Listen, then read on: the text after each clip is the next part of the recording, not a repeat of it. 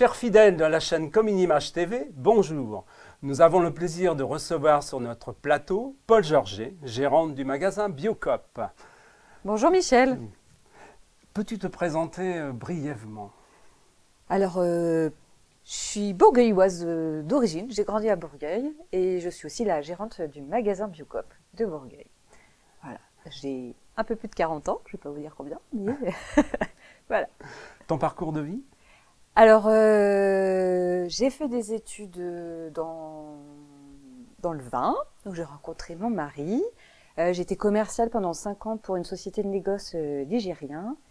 Et j'ai eu l'occasion de travailler, enfin j'ai été embauchée chez Biocop en 2008 en tant que responsable fournisseur des vins, boissons et liquides. Voilà, ça correspond bien à mon parcours de vie et d'études. D'accord, et qu'est-ce qui t'a motivé à ouvrir ce magasin? Alors, pour la petite histoire, donc je suis fille de producteurs et petite fille de producteurs bio. En fait, ils étaient pionniers dans le Bourgueillois sur l'agriculture biologique.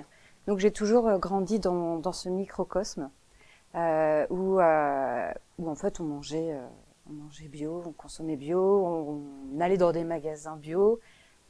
Voilà, donc pour moi, c'était juste la continuité en fait de notre mode de consommation. Et puis, c'est vrai que quand j'ai vu que chez Biocop, il y avait un poste d'acheteur bio qui était là, je me suis dit, c'est pour moi. Et puis, voilà, j'ai fait ça 10 ans. Et puis, au bout de 10 ans, j'ai pu ouvrir mon magasin. Voilà, c'était une petite réflexion mûrement aboutie. Sachant que les premières étapes, c'était 2011, j'ai commencé à réfléchir à ça. Et puis 2016, je suis allée en stage dans un magasin Biocop. J'ai trouvé ça hyper intéressant, j'ai adoré. De fil en aiguille, le magasin me dit « Ah, c'est bien que tu sois de Bourgueil, parce que je réfléchis à ouvrir un magasin Biocop à Bourgueil. » Alors là, j'ai fait « Bah non. Bah non, s'il y a un magasin Biocop à Bourgueil, c'est moi, c'est pas lui. » Il y a eu ça, et puis le fait que la zone commerciale allait se construire, et puis peut-être aussi 10 ans d'achat, c'est bien, mais à un moment on a envie de passer à autre chose, et c'était le moment de passer à autre chose. Donc tous les feux étaient ouverts, donc quand tous les feux sont ouverts, eh ben on fonce. Voilà, donc j'ai été vraiment très accompagnée par le réseau Biocop et par mon responsable à l'époque, et donc ils m'ont laissé partir et ils m'ont aidé à m'installer à Bourgueil. Voilà. Dis-moi, dans le magazine Culture Bio, j'ai vu un petit slogan qui m'a interpellé. De la fourche à la fourchette. Donc je suppose que c'est une allusion au circuit court. Peux-tu nous en parler un peu plus?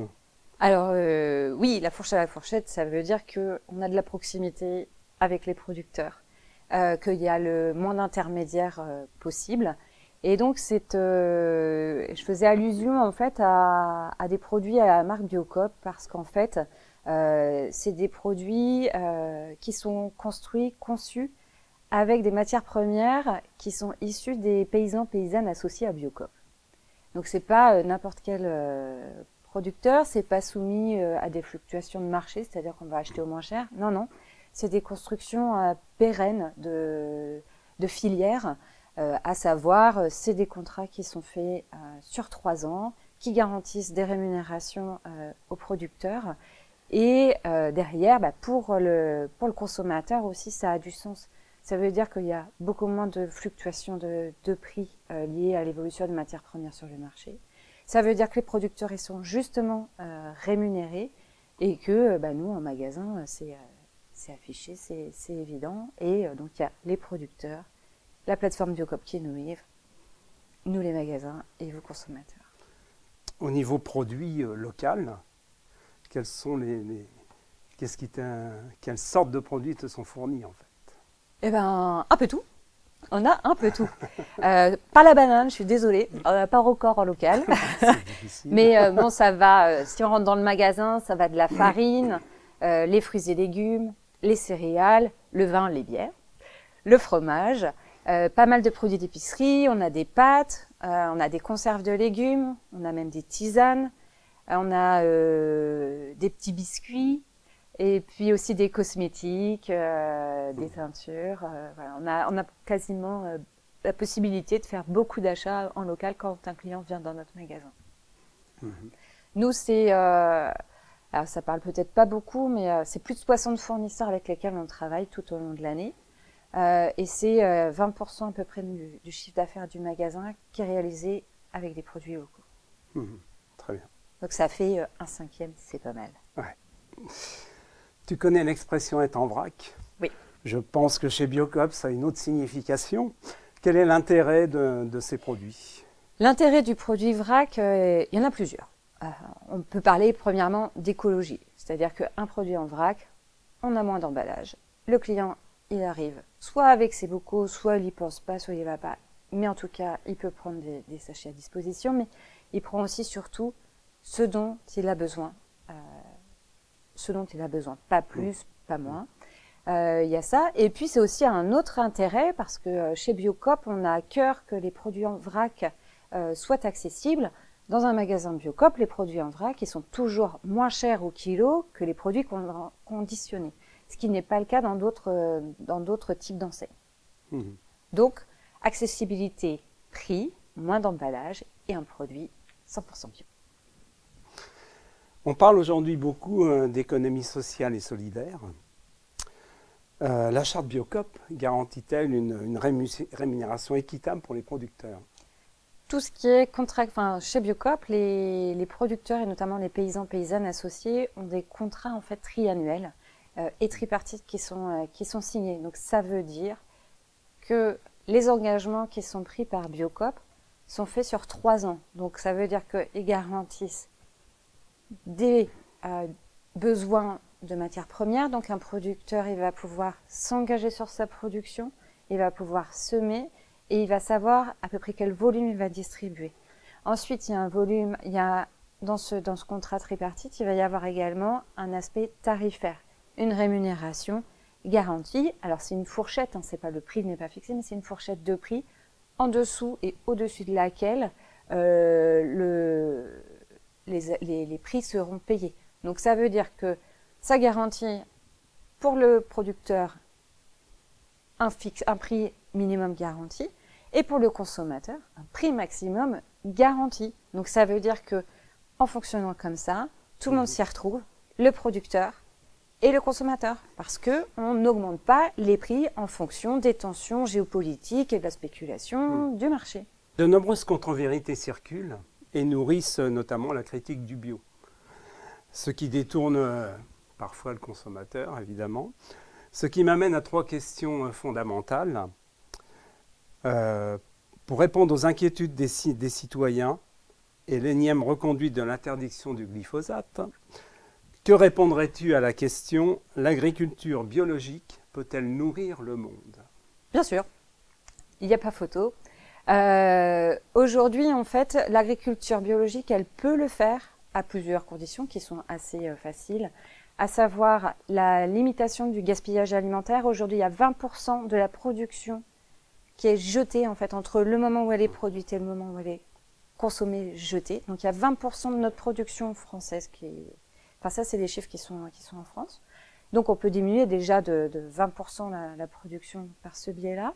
Et puis également en limitant en fait la consommation ou en diminuant notre consommation de protéines animales en fait.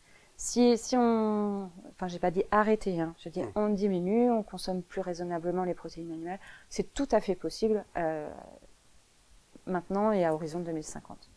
À l'heure de l'inflation et de la baisse du pouvoir d'achat des consommateurs, manger biologique coûte-t-il nécessairement plus cher? Eh bien, je ne crois pas.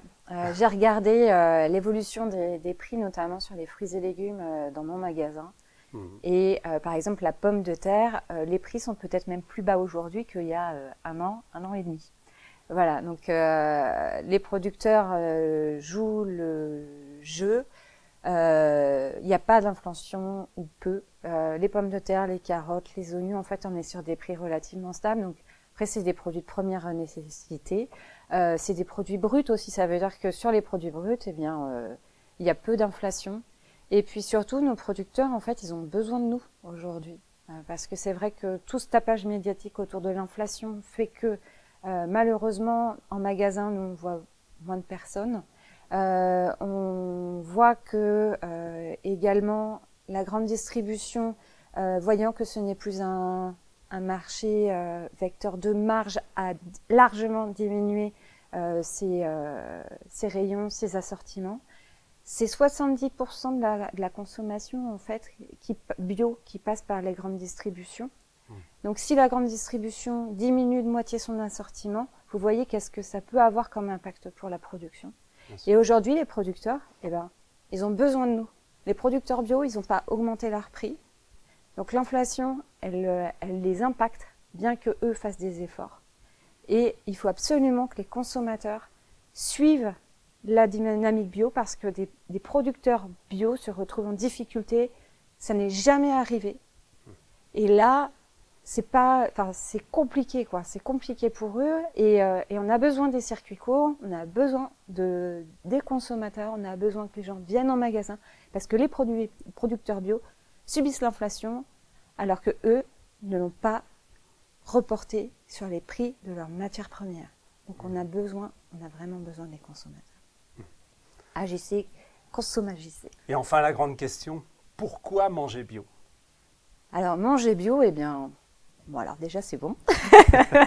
On commence par le goût, c'est quand même important.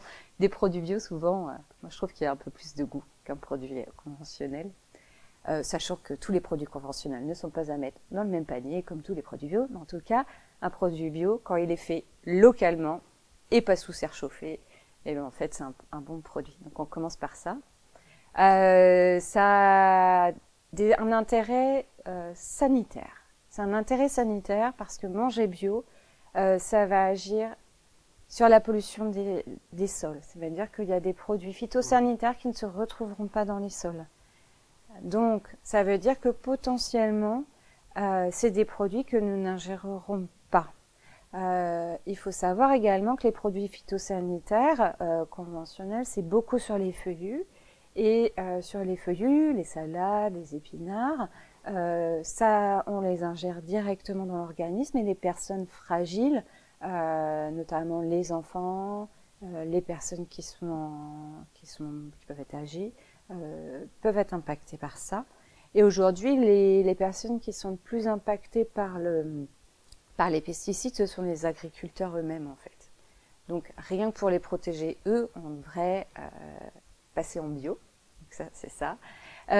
Ensuite, pourquoi manger bio?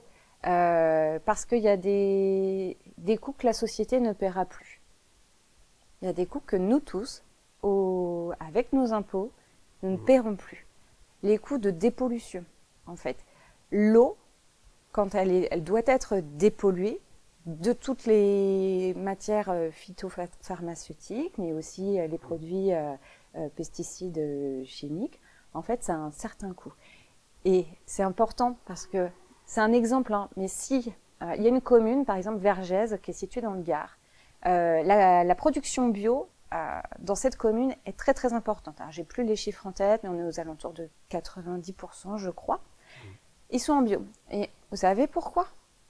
Parce qu'en fait, il y a la source Perrier qui prend ses eaux à Vergès. Et Perrier, rapidement, se sont rendus compte qu'ils faisaient des économies en ne dépolluant plus leur eau. Donc en fait, ils ont incité, donc une entreprise privée, à inciter toute la production locale à passer en bio, parce que eux, ça leur coûtait moins cher. Donc si une entreprise privée peut le faire, pourquoi les pouvoirs publics n'agissent pas et ne le font pas?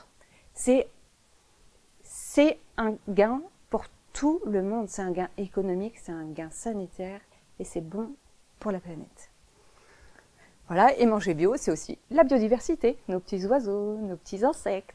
Voilà, on en a besoin, et c'est ça aussi qui fait la richesse.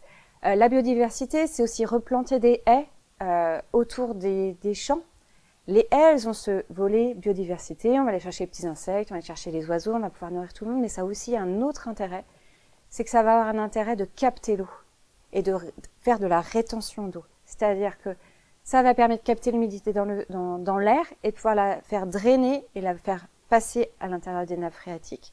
Donc, réalimenter la nappe phréatique. Et puis aussi, quand il y a trop d'eau, en fait, ça va permettre d'assurer une certaine porosité et d'aider l'eau à plus vite s'infiltrer et aller atteindre nos nappes phréatiques quand on sait qu'on a des grosses problématiques dans notre région d'accessibilité à l'eau et notamment pour nos producteurs, maraîchers bio plus en particulier. C'est important en fait de participer à manger bio de façon à réalimenter les besoins en consommation bio et redonner des besoins pour que des producteurs s'installent et qu'on développe la bio sur le territoire. Merci Paul, on voit que tu connais très bien ton sujet. Merci. Je vous invite donc à vous rendre au magasin Biocoop, rendez visite à Bourgueil, au magasin Biocoop, chez Paul Georget. Voilà, merci à tous, au revoir. Au revoir, bonne journée.